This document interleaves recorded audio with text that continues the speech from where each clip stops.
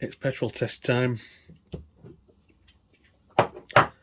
and looking through the jar, that hard stuff, supposedly hard stuff's really curled up.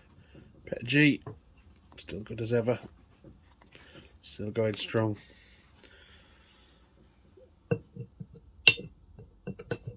This, I can see it's curling already. It's not good. Clear tough. Yeah, not that tough. So I'm not going to put that back in. I think that's 5 days to get to that point. Rubbish. In other news, 3D printer is in bits. My fan shorted out on the wires, they touched each other, which has caused one of the chips to blow here.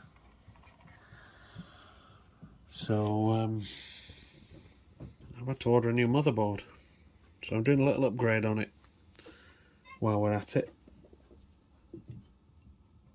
and then we'll be able to print other things, because it'll tolerate I think about 270 degrees it'll max out, maybe a bit more than that once it's done. So we'll see when delivery man comes.